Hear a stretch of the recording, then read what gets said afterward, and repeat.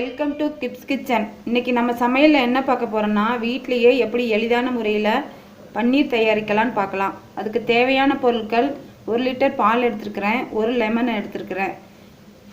1 லெமனை புழிஞ்சி சல்லடையில் சலித்து எடுத்து வச்சுக்கோங்க. வாங்க இப்போ எப்படி செய்யலான்னு பார்க்கலாம். அடுப்பை ஆன் பண்ணி நான் பால் அடுப்பில் வச்சுருக்கிறேன். இந்த பாலில் நான் தண்ணி சேர்த்தலை. பொங்கி வர ஸ்டேஜில் நம்ம அடுப்பை ஆஃப் பண்ணிடலாம். இந்த பாலில் ஆடை கட்ட வேண்டாம். ஆடை கட்டாமல் இருக்கிறதுக்கு நம்ம கரண்டியில் இப்படி கிண்டி விட்டுக்கிட்டே இருக்கலாம். இப்போ கொஞ்ச நேரம் நம்ம வெயிட் பண்ணலாம். இப்போ பால் கொதிச்சிருச்சு, நம்ம அடுப்பை ஆஃப் பண்ணிடலாம். இந்த லெமனை நம்ம இதோட பாலோட சேர்த்துலாம். நல்லா கிண்டி விட்டு ஒரு 5 செகண்ட் நம்ம வெயிட் பண்ணலாம். இப்படியே தெரியுது பாருங்கள். பால் பாருங்கள் இப்போ நல்லா தெரிஞ்சிருச்சு. அடியில் ஒரு பாத்திரம் வச்சு நான் இந்த ஜல்லடையை மேலே வச்சுருக்கிறேன். இந்த டவல் மாதிரி நீங்கள் ஏதாவது ஒயிட் துணி எடுத்து ஈரம் பண்ணி இந்த மாதிரி விரிச்சுக்கோங்க. நம்ம இதில் பாலை நம்ம இப்போ இதில் ஊற்றலாம்.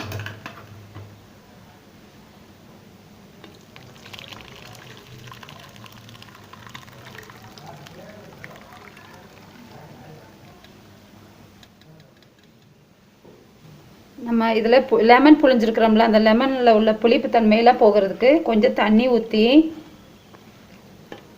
ஊற்றினோன்னா அந்த புளிப்பெல்லாம் கீழே இறங்கிரும்.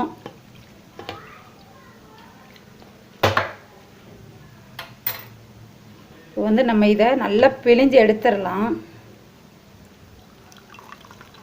நல்லா அழுத்தி பிழிஞ்சிருங்க. கை சுடதான் செய்யும், ஆனாலும் தண்ணி நல்லா கீழே இறங்குற வரைக்கும் நல்லா அழுத்தி பிழிஞ்சிருங்க. பிழிஞ்சிட்டு இந்த ஸ்பூன்லையே நல்லா அழுத்தி ஒரு ஷேப் எடுங்க.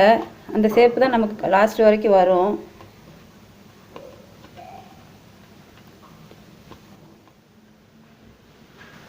அகலமான பாத்திரம் ஒன்று எடுத்து வச்சுக்கோங்க. அதில் ஒயிட்டு காட்டன் டவல் அடியில் வச்சுக்கலாம். வச்சுட்டு நம்ம இதை சுற்றி வச்சுருக்கிறோம்ல, நல்லா சுற்றிட்டு இதை அடியில் இப்படியே வச்சிடலாம். வச்சுட்டு மேலே ஒரு தட்டு வைக்கிறேன்.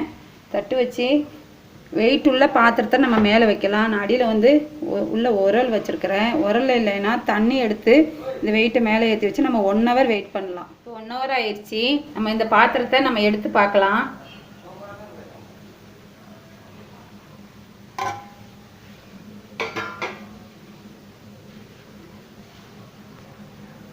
இப்போ நம்ம ஓப்பன் பண்ணி பார்க்கலாம். இந்த ஃப்ரெஷ்ஷான பன்னீர் நமக்கு வீட்டிலேயே ரெடி ஆயிடுச்சு பாருங்கள். நீங்கள் கடையில் போய் வாங்கினா ரேட்டு ஜாஸ்தி. நம்ம இந்த மாதிரியே நீங்கள் இந்த மாதிரி ஒரு டைம் உங்கள் வீட்டில் செஞ்சு பாருங்கள். நீங்கள் பெருசாக வேணாலும் கட் பண்ணிக்கலாம், சின்ன சைஸாக வேணாலும் கட் பண்ணிக்கலாம்.